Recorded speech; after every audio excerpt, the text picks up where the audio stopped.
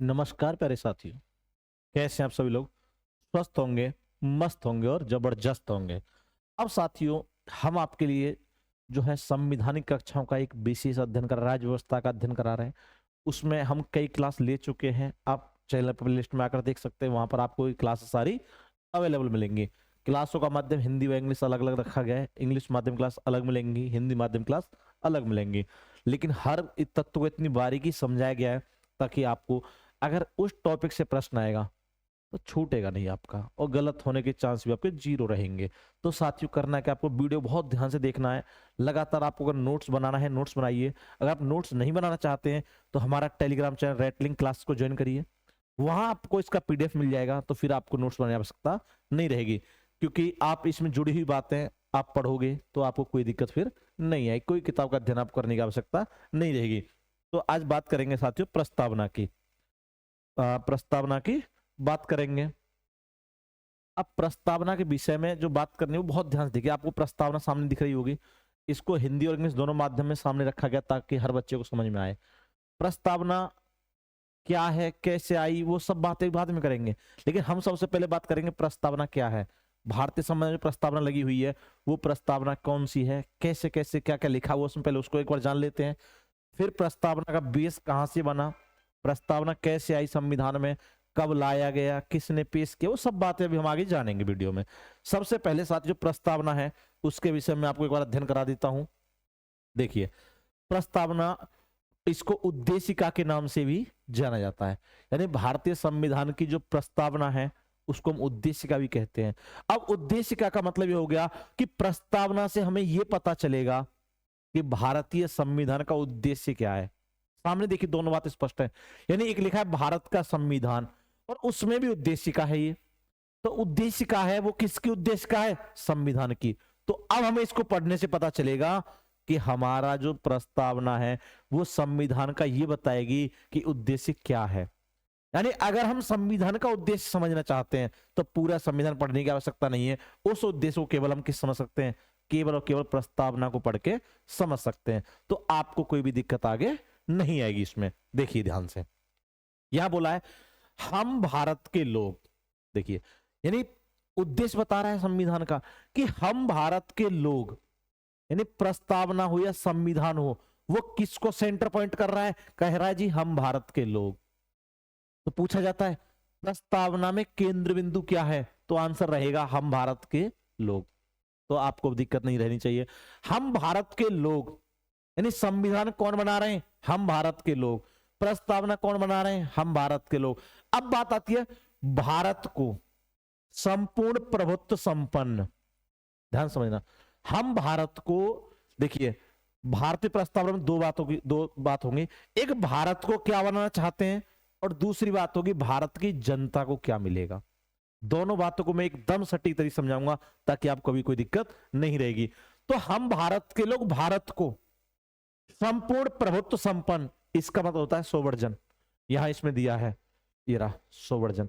हम भारत के लोग भारत को संपूर्ण प्रभुत्व संपन्न, यानी एक ऐसा देश जिस पर कोई बाह्य शक्ति का प्रभाव ना हो, यानी एक ऐसा देश जो अपने स्वतंत्र निर्णय ले सकता है। साथियों, हम उसे कहते हैं संपूर्ण प्रभुत्व संपन्न, यानी प्रभुत्व हमारा है, हम पर किसी का प्रभुत्व नहीं है। तो हम भारत को क्या बनाना चाहते हैं? संपूर्ण प्रभुत्व संपन्न। और देखिए आगे, समाजवादी, यानी भारत सोशलिस्ट होगा। यानी भारत किस में विश्वास रखेगा? समाज को इक्वल करने में, समाजवादी पर भारत चलेगा। किसी जो है निजी बात पर ध्यान नहीं देगा, सारा का सारा काम सेंटर पॉइंट किस पर रखेगा? सार्वजनिक। यानी जहां समाज को इक्वल करके लेके चलेंगे उसको कहते हैं समाजवादी। प्रस्तावना में उद्देश्य दिखाया जा रहा है पंथ निरपेक्ष, यानी सेक्युलर, यानी पंथ निरपेक्ष उसे कहते हैं, या कि इसकी संविधान में अलग अलग जगह पर अलग अलग व्याख्या की गई सुप्रीम कोर्ट के द्वारा।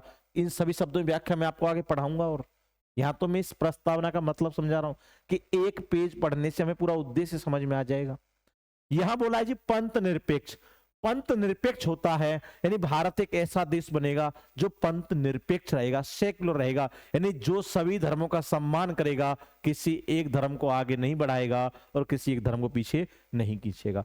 भारत सर्वधर्म समभाव की ओर चलेगा। तो अब आपको स्पष्ट होना चाहिए भारत कैसा होगा, संपूर्ण प्रभुत्व संपन्न होगा, समाजवादी होगा, पंथ निरपेक्ष होगा और लोकतंत्रात्मक गणराज्य, यानी भारत डेमोक्रेटिक होगा। भारत लोकतंत्र मतलब भारत में सिस्टम चलेगा वो लोकतंत्र का चलेगा, डेमोक्रेटिक, यानी भारत में राजशाही नहीं चलेगी, भारत में लोकतंत्र चलेगा। तथा यानी गणराज्य बनाने के लिए तथा उसके समस्त नागरिकों को, अभी मैंने पहली लाइनों में समझाया कि भारत कैसा होगा।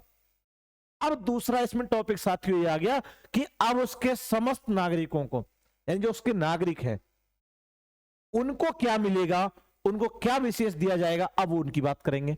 उनके समस्त नागरिकों सामाजिक, आर्थिक और राजनीतिक न्याय, यानी भारत में जो नागरिक होंगे उनको 3 प्रकार के न्याय मिलेंगे। पेपर में पूछा जाएगा साथियों, कौन कौन से, सामाजिक, आर्थिक और राजनीतिक, तीनों प्रकार के न्याय मिलेंगे।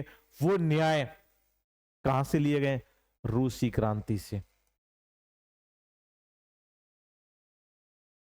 ध्यान सुनना सारी बातें ताकि आपको दिक्कत नहीं आनी चाहिए। यानी भारत प्रस्तावना में कितने प्रकार की न्याय की चर्चा हुई है, 3, सामाजिक, आर्थिक, राजनीतिक, यानी तीनों न्याय, यानी तीनों को जस्टिस दिया जाएगा। सोशल आधार पर सभी को जस्टिस मिलेगा, इकोनॉमिक आधार मिलेगा और फिर आपका पॉलिटिकल आधार पर भी मिलेगा। मैं आगे इनको फिर शब्दों को डिफाइन करूंगा आपके लिए, कोई दिक्कत मत लेना। उसके बाद न्याय 3 प्रकार के हो गए, उसका विचार, अभिव्यक्ति, विश्वास, धर्म और उपासना की स्वतंत्रता होगी। यानी साथियों 5 प्रकार की स्वतंत्रता दे दी। यहां ध्यान से सारी बात याद रखना, पेपर में प्रश्न सीधे आते हैं। यानी कितने प्रकार के न्याय हैं, 3 प्रकार के। कितने प्रकार की जो है स्वतंत्रता दी गई प्रस्तावना है, 5। यानी पहला विचार, कोई व्यक्ति कोई थॉट रख सकता, अपना कोई विचार बना सकता, उसे कोई नहीं रोक सकता है। दूसरा दिया गया यहां अभिव्यक्ति की स्वतंत्रता, यानी कोई व्यक्ति कैसा भी एक्सप्रेशन रख सकता है लेकिन सामने वाले को उससे कोई दिक्कत नहीं होनी चाहिए। उसके बाद विश्वास की स्वतंत्रता है, यानी आप अपना विश्वास जाहिर कर सकते हैं, आपको कोई विश्वास करे उसे कोई नहीं रोक सकता, विश्वास की स्वतंत्रता दी गई है आपको। और उसके बाद धर्म की स्वतंत्रता, आप कोई भी धर्म अपना सकते हैं, भारत सभी धर्मों को जो है बराबर सम्मान देगा। वहां दिया है पंथ निरपेक्ष, तो यहां आपको स्वतंत्रता है, आप कोई भी धर्म अपनाइए, भारत आपको जो है नहीं रोकेगा।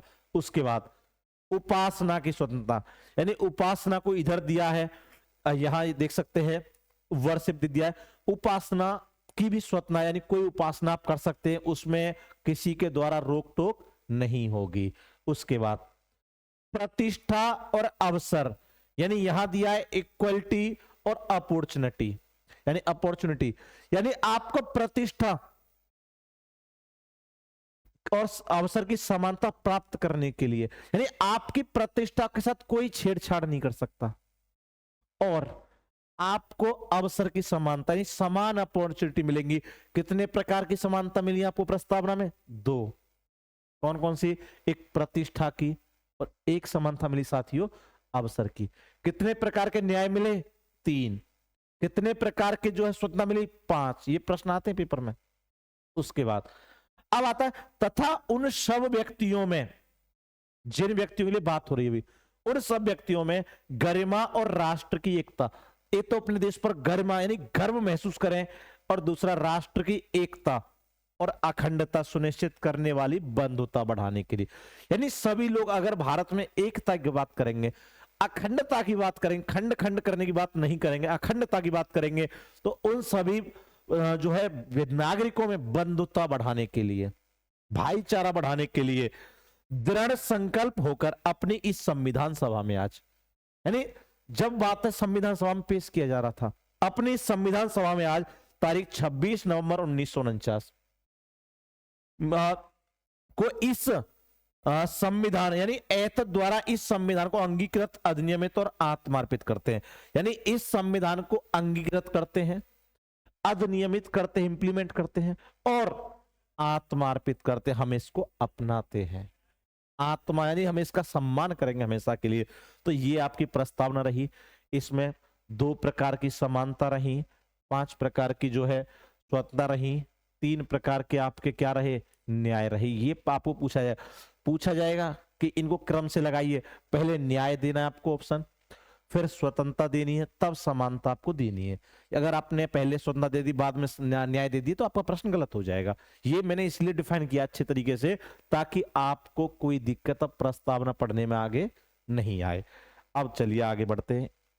सबसे पहले बात आती है उद्देशिका का महत्व क्या है, यानी इसकी क्या इंपॉर्टेंस है, क्या महत्व है इस उद्देशिका का। तो लाइन टू लाइन बहुत अच्छे से क्लियर करूंगा आपको। देखिए, भारतीय संविधान के प्रारंभ में रखी गई उद्देशिका संविधान के निर्माण में महत्वपूर्ण स्थान है। इसको संविधान से पहले रखा गया है, यानी आर्टिकल 1 पार्ट 1 सब बाद में आएंगे, सबसे पहले आएगी उद्देशिका। उद्देशिका का मतलब है व्यक्ति संविधान पढ़ेगा उससे पहले उद्देशिका पढ़ेगा, उसको पता चलेगा कि इस संविधान का उद्देश्य रियल में है क्या। पूरा संविधान नहीं पढ़ोगे, केवल प्रस्तावना पढ़ लोगे तो आपको पूरे संविधान का सार समझ में आ जाएगा यहां।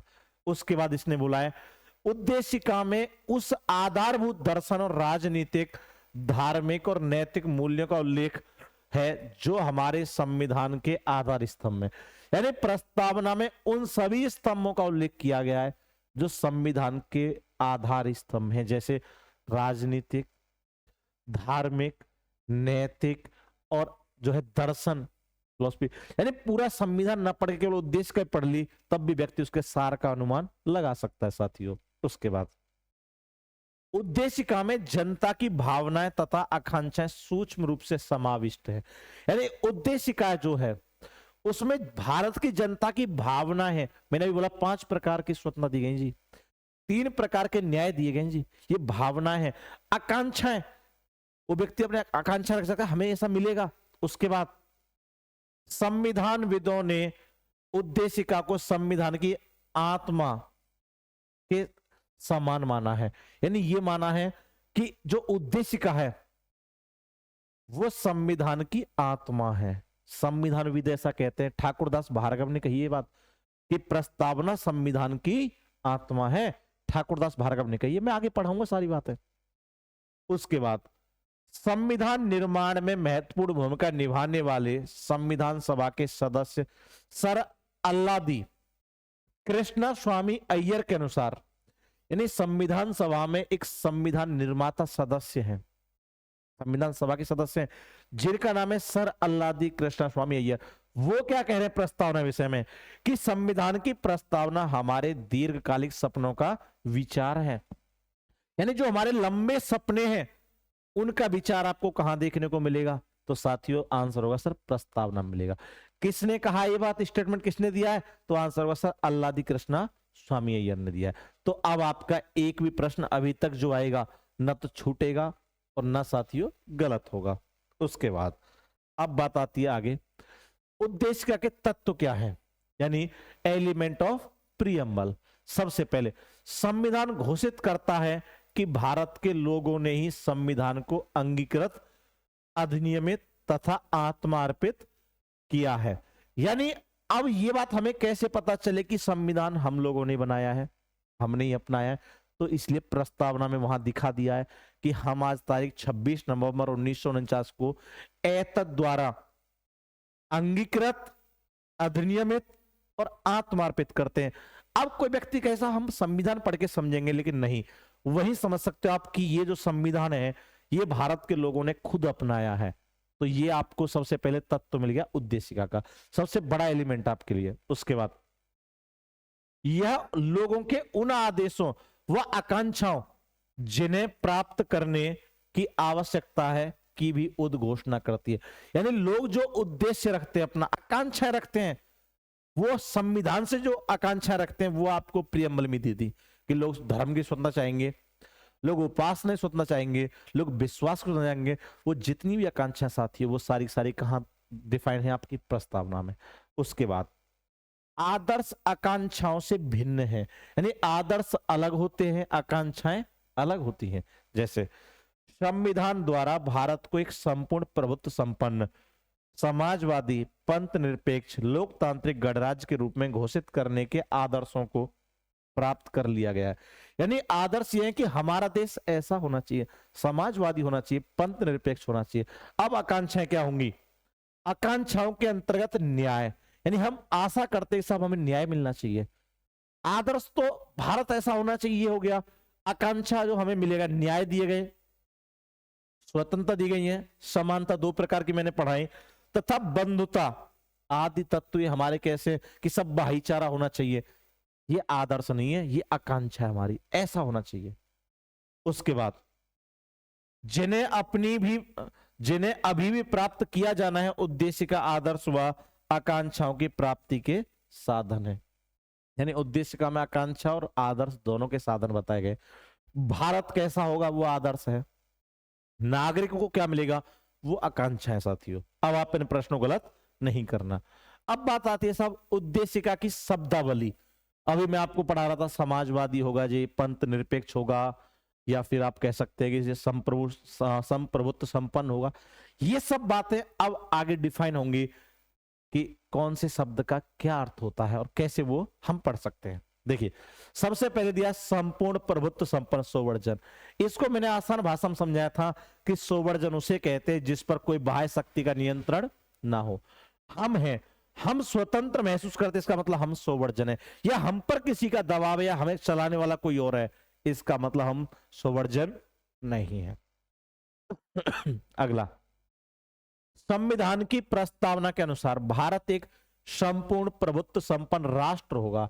यानी एक ऐसा राष्ट्र होगा प्रस्तावना के अनुसार जिस पर कोई बाह्य नियंत्रण नहीं होगा। इससे स्पष्ट है कि भारत अपने आंतरिक एवं बाह्य मामलों में किसी विदेशी सत्ता के अधीन नहीं है। यानी भारत अपने आंतरिक फैसले भी स्वतंत्र ले सकता है, बाह्य फैसले भी स्वतंत्र ले सकता है, वो इसमें किसी के अधीन साथियों नहीं है।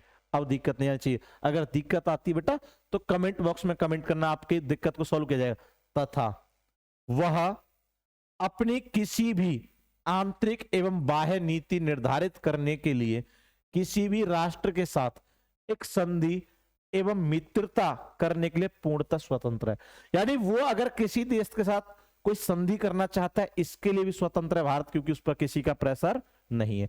किसी से दोस्ती करना चाहता है, उसके लिए भारत एकदम स्वतंत्र है, किससे दोस्ती करनी है किससे नहीं करनी है।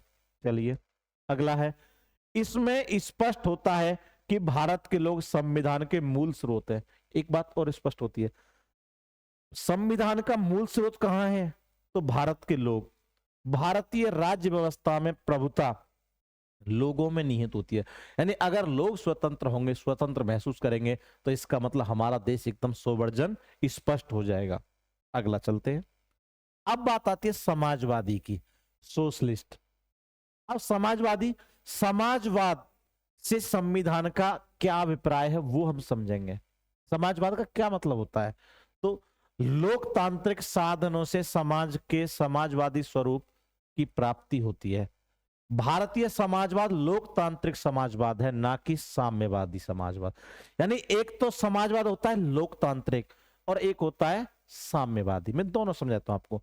लोकतांत्रिक बेटा जहां लोग प्रमुख हो, साम्यवादी जहां राजशाही प्रमुख हो। दोनों बात दोबारा, जहां लोगों से बना हुआ सिस्टम चल रहा है उसे कहते सब समाजवादी, और जहां बेटा किसी एक व्यक्ति का आदेश चल रहा है, एक व्यक्ति जो चाहेगा वो करेगा, उसे कहते साम्यवादी। तो भारत में जो है लोकतांत्रिक समाजवाद है, साम्यवादी समाजवाद नहीं है।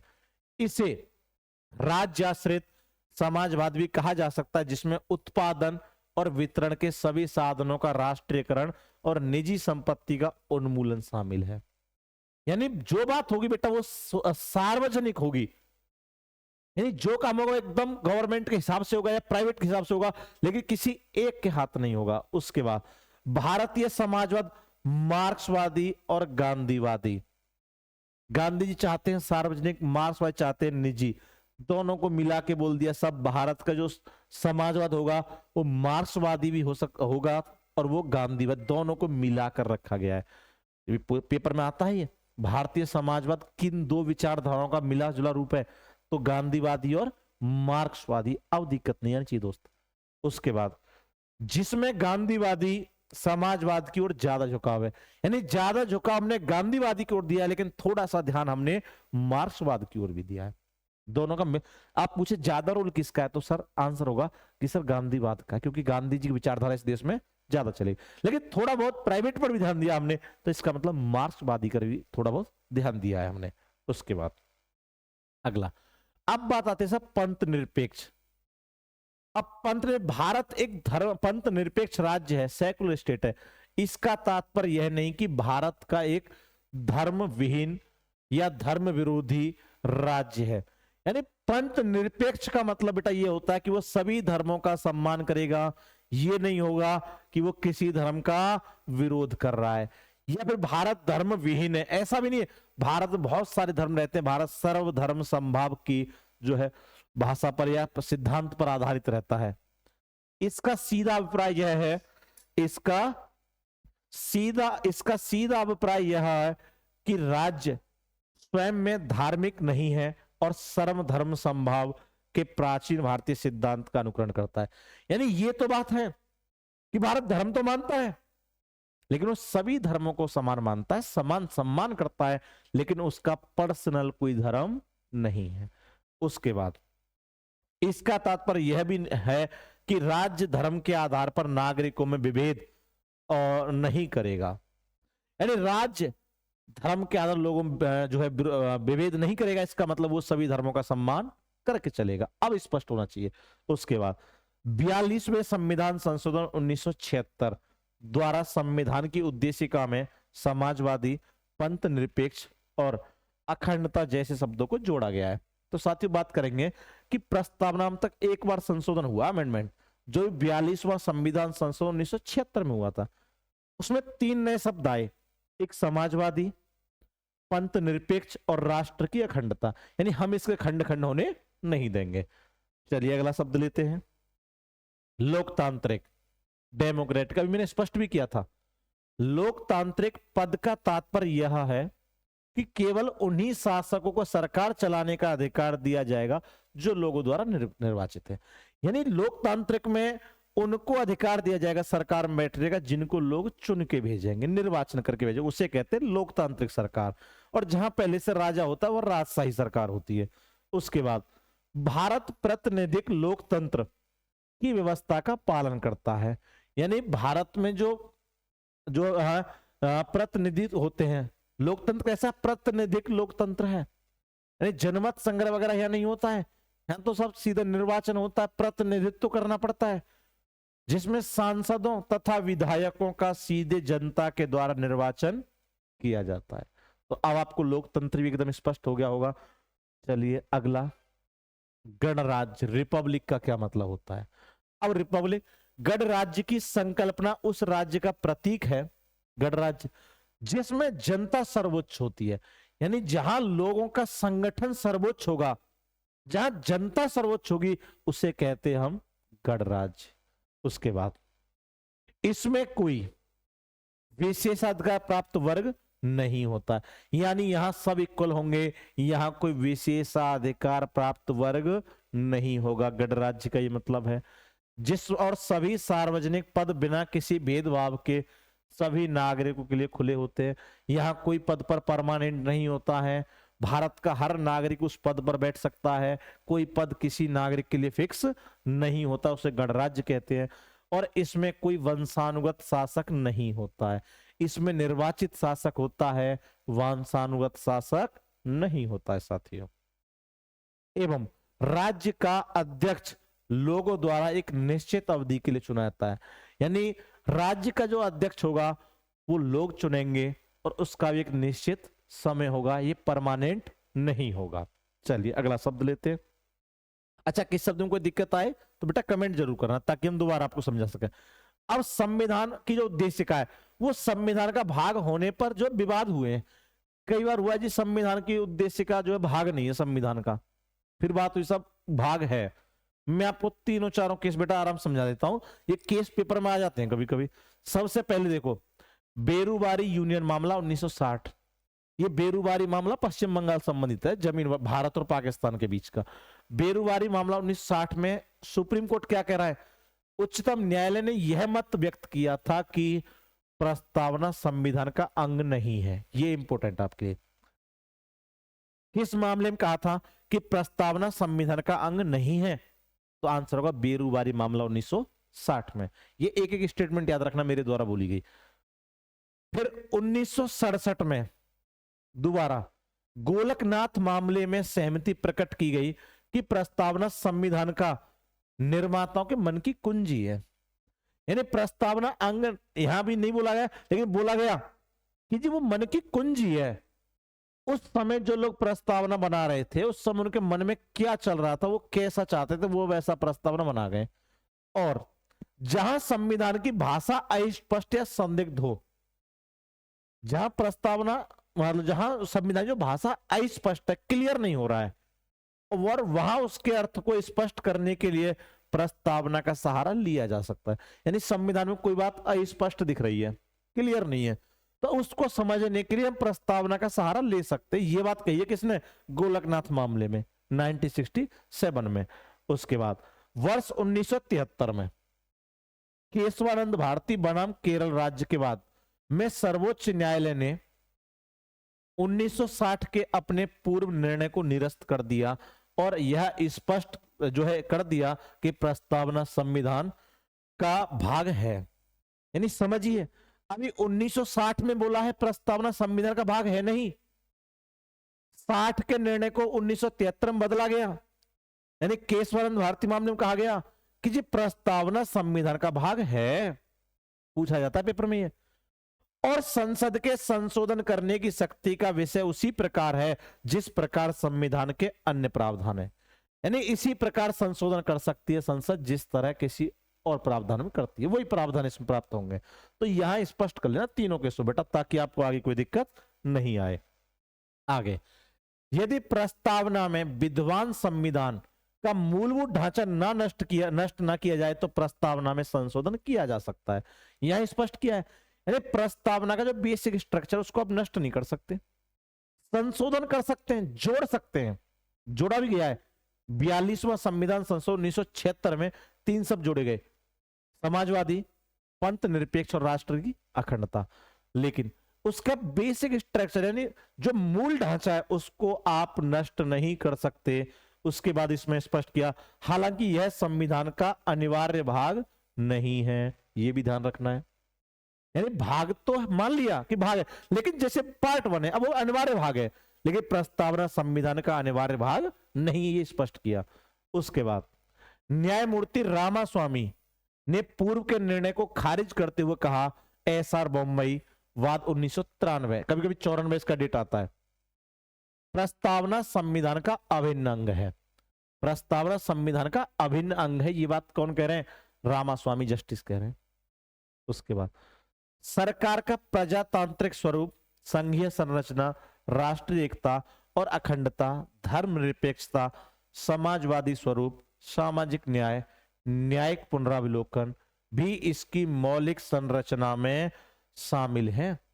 यानी इनको आप नष्ट नहीं कर सकते भाई, बेसिक स्ट्रक्चर में शामिल है सब बातें। यानी आप इसमें नई बात जोड़ तो सकते हो, लेकिन इन बातों को अब नष्ट नहीं कर पाओ। क्यों? क्योंकि ये बेसिक स्ट्रक्चर मौलिक संरचना का हिस्सा बन गई है। उसके बाद रघुनाथ राम मामले में न्यायालय ने कहा कि प्रस्तावना शक्ति का स्रोत नहीं है, यानी प्रस्तावना कोई शक्ति नहीं दे सकती। आर्टिकल, मौलिक अधिकार, डीपीएसपी वो शक्ति देंगे आपको, कोई शक्ति दे कोई नहीं देगा, लेकिन यहां प्रस्तावना शक्ति का स्रोत नहीं, रघुनाथ राम मामले में कह दिया जी। दूसरा क्या कहा गया? इसके द्वारा विधानमंडल पर प्रतिबंध नहीं लगाया जा सकता, क्योंकि प्रस्तावना संविधान में केंद्र सरकार इसका प्रयोग कर सकती है, लेकिन इसके तहत विधानमंडल पर प्रतिबंध नहीं लगाएंगे राज्यों में आप। अगला, यह संदिग्ध तथा दो अर्थों वाले उपबंधों को समझने के लिए उपयोगी है। यानी कहीं दो अर्थ निकल के आ रहे हैं, वहां प्रस्तावना का सहारा ले सकते हैं स्पष्ट करने के लिए। अब ये सारी बातें तो अब क्लियर रही। अब उसके बाद संविधान को देखो, मैं दोबारा बताता हूं, संविधान के प्रस्तावना के संबंध में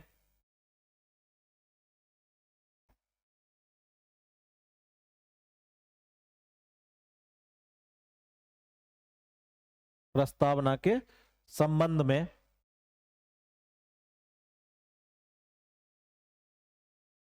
के संबंध में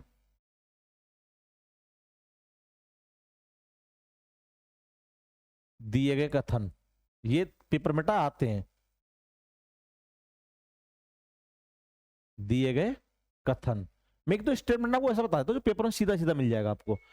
सबसे पहले संविधान ठाकुरदास भार्गव नंबर 1, ठाकुर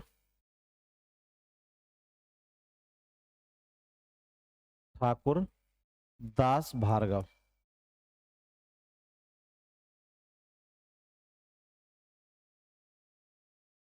ये क्या कह रहे हैं, इनके विषय में जान लीजिए।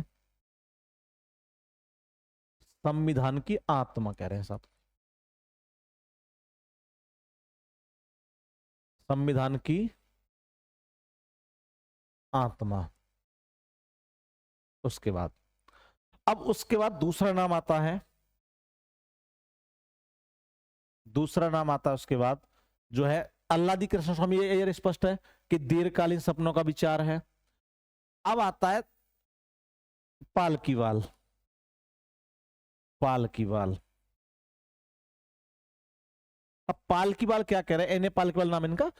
अब ये पालकीवाल क्या कह रहे हैं जी, परिचय पत्र है, संविधान का परिचय पत्र। अब एक अंग्रेज और है तीसरा, अर्नेस्ट बारकर। Ernest Barker.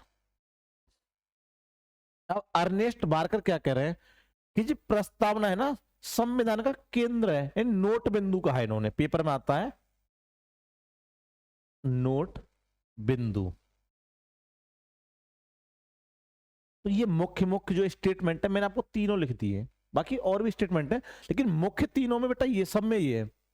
अब इसमें देखो प्रस्तावना मैंने आपको सारी कराई, इसमें कोई चीज ऐसी मैंने छोड़ी नहीं जो आपके पेपर में आए और आपसे हल ना हो।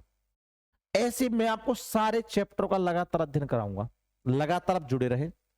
हमारा YouTube चैनल रेटलिंग क्लास आपके बहुत मेहनत करेगा, हर सब्जेक्ट आपको उपलब्ध कराएगा।